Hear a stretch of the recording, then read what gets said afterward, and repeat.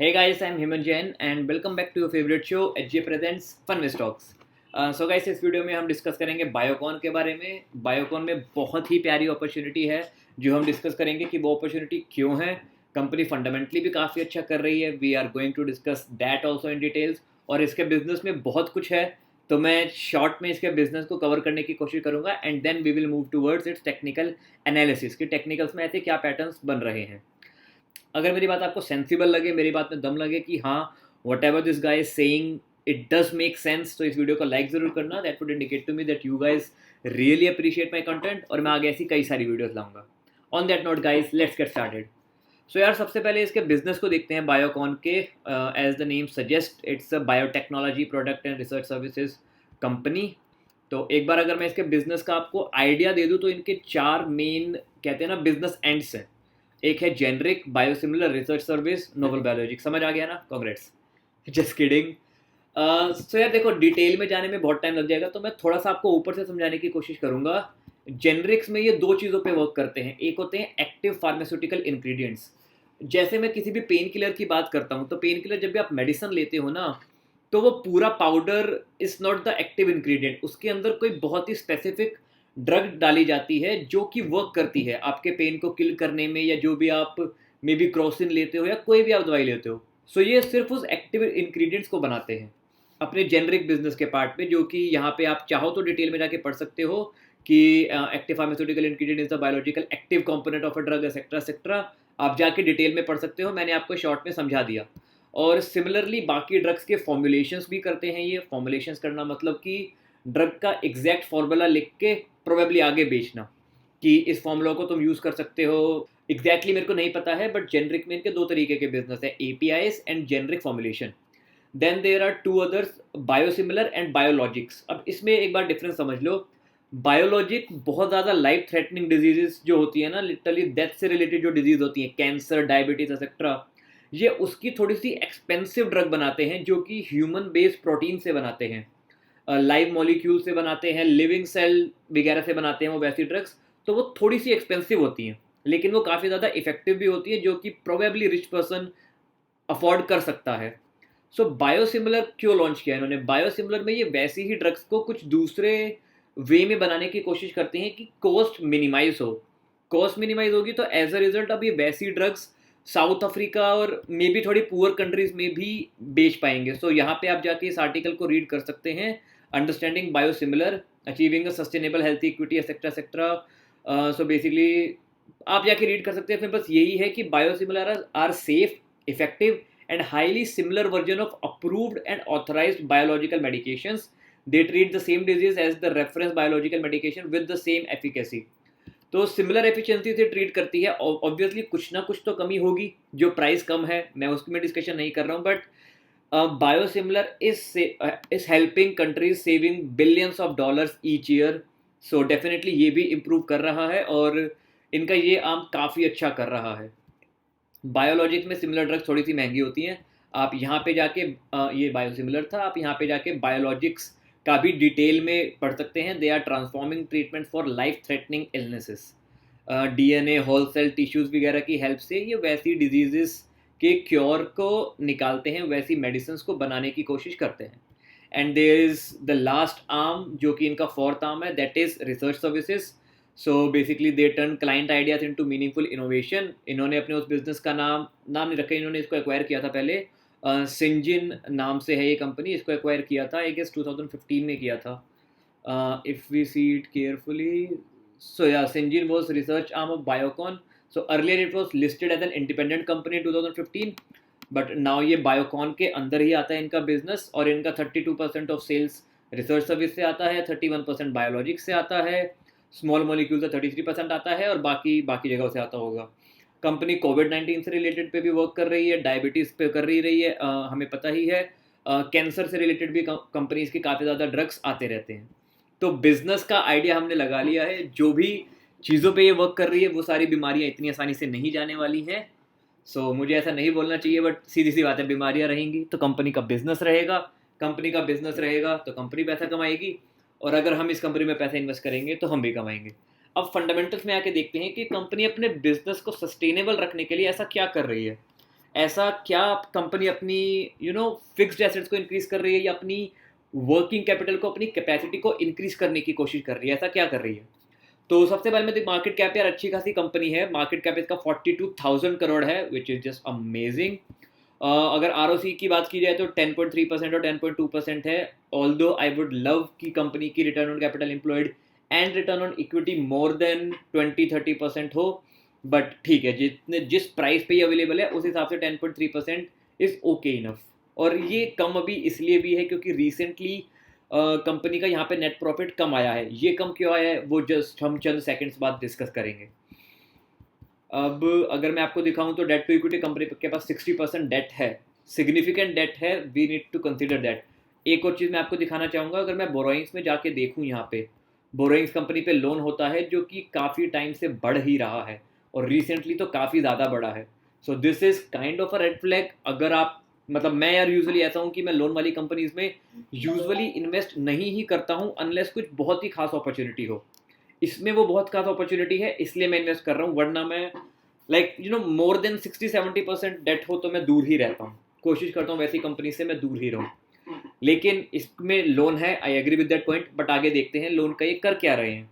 तो यार ये लोन का कर क्या रहे हैं, ये इस लोन को कैपिटल वर्क इन प्रोग्रेस में इन्वेस्ट कर रहे हैं। एज अ रिजल्ट ध्यान से देखो, इनकी यहाँ से ना सीधा सीधा पैसा फिक्स्ड एसेट्स में जा रहा है, इनके प्लांट्स लग रहे हैं, इनके रिसर्च एंड डेवलपमेंट सेंटर्स लग रहे हैं, they are increasing their capacities as much as they can.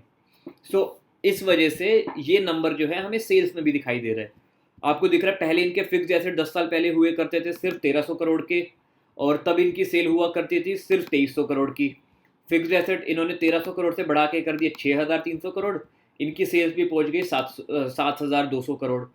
So ratio wise नहीं चल रहा है, लेकिन फिक्स्ड एसेट भी बढ़ रहे हैं, एज अ रिजल्ट इनकी सेल्स भी बढ़ रही है, और सेल्स बढ़ने के साथ साथ इनके नेट प्रॉफिट भी इंक्रीज हो रहे हैं।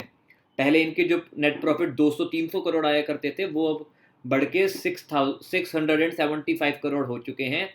कीप इन माइंड यहाँ पे ना इन्होंने 35% टैक्स पे किया है, जो कि यूजुअली 20 से 25% के अराउंड कंपनीज टैक्स पे करती हैं। यहाँ पे 10% किया, यहाँ पे 19% किया, यहाँ पे 21% किया। प्रोबेबली इस वजह से अभी इन्होंने टैक्स ज़्यादा पे किया है। तो ये वरना 84 करोड़ नहीं होता, ये 100 करोड़ से ज़्यादा की फिगर होती, ठीक है? तो घबराओ मत। सेकेंड चीज़ यार, इन दोनों को ना बेंचमार्क मत मानो, मतलब एटलीस्ट 253 करोड़ को बेंचमार्क मत मानो कि इतना प्रॉफिट था, ये तो बहुत ज़्यादा ही गिर गया पिछले क्वार्टर से। तो यार ध्यान से देखो, ये अदर इनकम की वजह से था। इन्होंने अपना कोई सिग्निफिकेंट पोर्शन बेचा होगा, कहीं से इन्वेस्टमेंट सेल की होंगी, जो भी की होंगी, I don't know about that, but the fact is other income 218 crore थी पहले, जो कि अब 47 करोड़ है, विच इज ओके इनफ, इतना ही चल रहा है। पहले भी दिखाऊं तो पहले भी इनकी जब 216 करोड़ की नेट प्रॉफिट आया था तब भी 106 करोड़ अदर इनकम में थे।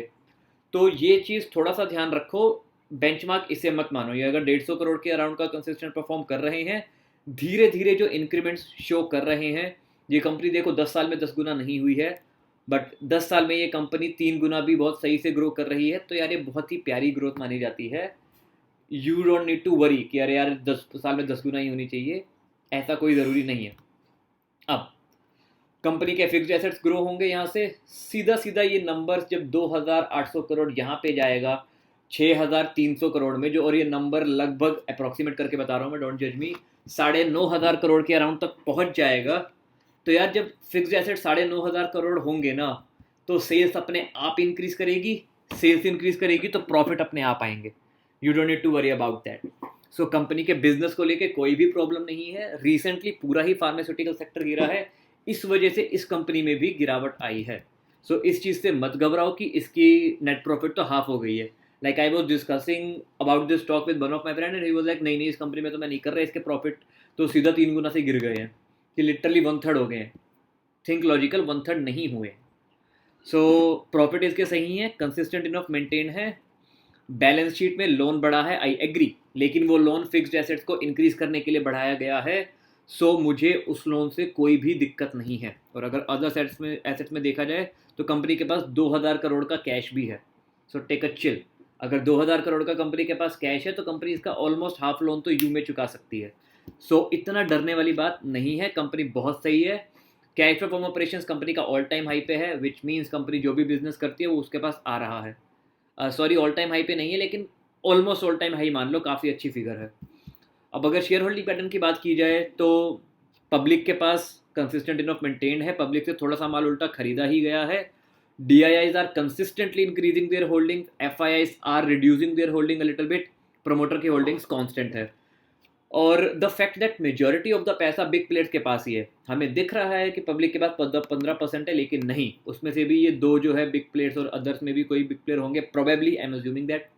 सो 2% वहाँ चले गए तो पब्लिक के पास सिर्फ 13% है, बाकी का 87% बिग प्लेयर्स के पास है। और मैं यही कहता हूँ कि जब पैसा वो तभी कमाएंगे जब ये स्टॉक ऊपर जाएगा, तो ये स्टॉक तो ऊपर जाएगा, कंपनी में कोई भी दिक्कत नहीं है। एक बार चार्ट पैटर्न में देख लेते हैं कि कंपनी में क्या खासियत है। रिमेंबर, मैं कई बार बोलता हूँ moving average strategy, moving average strategy, कि जब हमारा stock price 50 day moving average के नीचे हो, 50 डे मूविंग एवरेज ये ग्रीन वाली लाइन है, एट द सेम टाइम ये ग्रीन वाली लाइन रेड वाली लाइन के ऊपर हो, तो ये मूविंग एवरेज स्ट्रेटेजी के अकॉर्डिंग बाय सिग्नल होता है। ये कुछ दिनों पहले मेरे एक दोस्त ने बोला था इसको रिव्यू करने के लिए, तब एक्चुअली मैं ट्रिप पे था, बिजी था, तो कर नहीं पाया था, but thanks for mentioning it friend. क्या नाम था, मितांशु ने बोला था, तो thanks Mitanshu for mentioning it. It was an amazing opportunity. Moving average strategy के अकॉर्डिंग तो बाय सिग्नल आ ही रहा है, चीज़ें ठीक होंगी, कंपनी का प्राइस ऑल टाइम हाई पे जाएगा ही नहीं, उसको चीर के बहुत ऊपर भी जाएगा। एज अ रिजल्ट कंपनी में ऊपर जाने का कितना पोटेंशियल है एक बार डिस्कस कर लेते हैं हम। सो अगर मैं देखूं तो एक बार मैं ऑल पे चेक कर लेता हूं, आई होप यही आई हो, यस, कंपनी का हाई यही है यार, ऑल टाइम हाई तक चले जाए बहुत अच्छा प्रॉफिट हमें मिल जाएगा। लेट्स सी कितने % का पोटेंशियल है, 35% का पोटेंशियल है। सी मुझे नहीं लगता इसमें एक साल से ज़्यादा लगने वाला है, but again I would like to mention यार, 2 साल अगर लग भी जाते हैं ना, तो कीप इन माइंड कि बैंक की FD 2 साल में सिर्फ 10% रिटर्न देती है, इंडेक्स 20% देता है, और इंडेक्स ने अभी अभी ऑल टाइम हाई बनाया। मुझे नहीं लगता इंडेक्स 2 साल में 20% रिटर्न देने वाला है। दे दे तो बहुत ही अच्छी बात है, पार्टी करेंगे, मैं भी करूँगा, तुम भी करना, बट ये stock definitely 36% return with in 1.5 years they सकता है बड़े आराम से। So that's why M bullish in this stock. मैं ये स्टॉक ऑलरेडी काफ़ी अच्छी मात्रा में इसको एक्वायर कर चुका हूँ। At the same time following this rule, ये रूल को मत भूलना, ये रूल हमें इंप्लीमेंट करना है। 40,000 करोड़ की कंपनी है ना ये, जस्ट लेट मी कंफर्म, या लार्ज कैप कंपनी है, तो अपना कैपिटल का 5% से ज़्यादा इसमें इन्वेस्ट नहीं करना। अच्छी अपॉर्चुनिटी है, आई एग्री, लेकिन ऐसी बहुत सारी अपॉर्चुनिटीज़ और आएंगी हमारे पास, don't worry about that. So I have invested in this company. यार देखो, अब आप मुझे बोलोगे कि आप तो पहले 60%, 70%, 10 गुना होने वाले स्टॉक लाते थे, तो यार लार्ज कैप कंपनी में 10 गुना होने का पोटेंशियल नहीं होता है, you have to accept that fact. Mid cap small cap अगर मैं लाऊंगा तो डेफिनेटली 5 गुना 10 गुना होने का पोटेंशियल होगा, और वो मैं डिस्कस करूंगा। लेकिन बायोकॉन बहुत ही अच्छी कंपनी है, लार्ज कैप कंपनी है, आई एम ग्लैड ये सस्ते प्राइस पे मिल रही है, मैंने तो खरीद ली है। आपको कब खरीदनी है, किस प्राइस पे खरीदनी है, और नीचे का GTT डालना है या मार्केट ऑर्डर प्लेस करना है, that is your choice.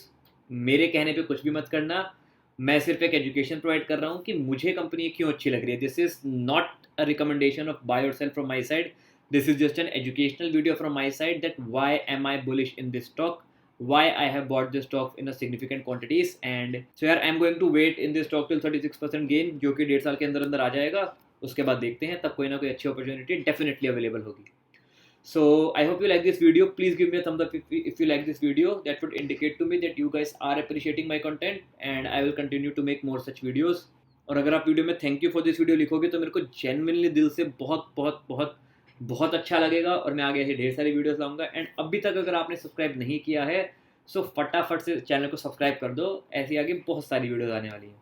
On that note guys, I will see you in the next video.